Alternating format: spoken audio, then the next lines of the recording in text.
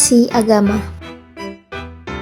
Menurut Umar Hashim, toleransi yaitu pemberian kebebasan kepada sesama manusia atau kepada sesama warga masyarakat untuk menjalankan keyakinan atau mengatur hidupnya dan menentukan nasibnya masing-masing. Selama dalam menjalankan dan menentukan sikapnya itu tidak melanggar dan tidak bertentangan dengan syarat-syarat atas terciptanya ketertiban dan perdamaian dalam masyarakat. Istilah tolerance atau toleransi adalah istilah modern, baik dari segi nama maupun kandungannya. Istilah ini pertama kali lahir di Barat di bawah situasi dan kondisi politis, sosial, dan budayanya yang khas. Toleransi berasal dari bahasa Latin yaitu tolerantia yang artinya kelonggaran, kelembutan hati, keringanan, dan kesabaran. Dari sini dapat dipahami bahwa toleransi merupakan sikap untuk memberikan hak sepenuhnya kepada orang lain agar menyampaikan pendapatnya, sekalipun pendapatnya salah dan berbeda. Toleransi memang memiliki peranan yang sangat penting bagi perkembangan anak. Berikut beberapa peranannya. Yang pertama, penghargaan terhadap perbedaan. Dengan belajar toleransi, anak-anak diajarkan untuk menghargai dan menghormati perbedaan antar individu, baik dalam hal budaya, agama, ras, atau pandangan hidup. Lalu yang kedua, pengembangan empati. Toleransi membantu anak-anak untuk memahami dan merasakan apa yang dirasakan oleh orang lain.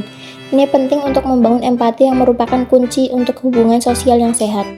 Lalu yang ketiga, keterampilan sosial yang lebih baik. Anak-anak yang belajar toleransi cenderung memiliki keterampilan sosial yang lebih baik, seperti kemampuan untuk bekerja sama, berkomunikasi dengan efektif, dan menyelesaikan konflik dengan cara yang konstruktif. Lalu yang keempat, mencegah diskriminasi dan bullying. Dengan menanamkan nilai-nilai toleransi sejak dini, anak-anak akan lebih kecil kemungkinannya untuk terlibat dalam perilaku diskriminatif atau bullying. Pengaruh sosial toleransi pada anak sekolah dasar sangat signifikan dan dapat berdampak positif pada berbagai aspek kehidupan mereka. Berikut beberapa pengaruh sosial toleransi pada anak sekolah dasar. Yang pertama, meningkatkan keterampilan sosial. Anak-anak yang belajar tentang toleransi cenderung memiliki keterampilan sosial yang lebih baik.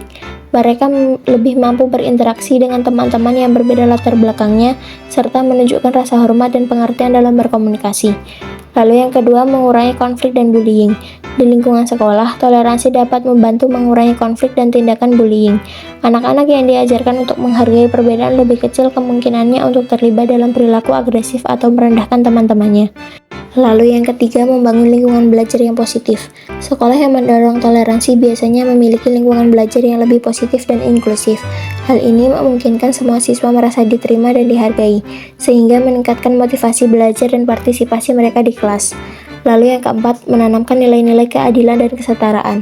Dengan memahami pentingnya toleransi, anak-anak juga belajar tentang nilai-nilai keadilan dan kesetaraan.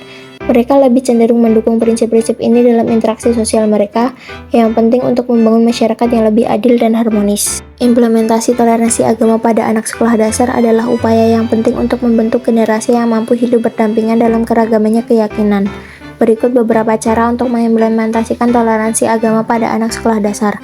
Yang pertama, pendidikan agama yang inklusif. Mengajarkan agama dengan cara yang menghargai dan menghormati semua keyakinan. Guru dapat menjelaskan bahwa setiap agama memiliki nilai-nilai positif dan mengajarkan anak-anak untuk menghormati keyakinan orang lain. Lalu yang kedua, cerita dan literasi. Menggunakan buku cerita, film, atau materi bacaan lainnya yang menggambarkan berbagai agama dan bagaimana orang dari latar belakang agama yang berbeda bisa hidup bersama dengan damai.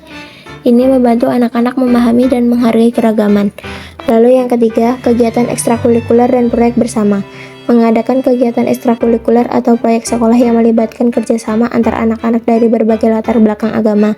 Misalnya proyek seni, drama, atau festival yang menampilkan budaya dan tradisi dari berbagai agama. Lalu yang keempat, perayaan hari raya beragam. Mengakui dan merayakan hari-hari besar dari berbagai agama di sekolah. Ini bisa meliputi menjelaskan makna dari hari-hari besar tersebut dan bagaimana mereka dirayakan, serta mengadakan kegiatan atau acara kecil untuk merayakannya. Terima kasih.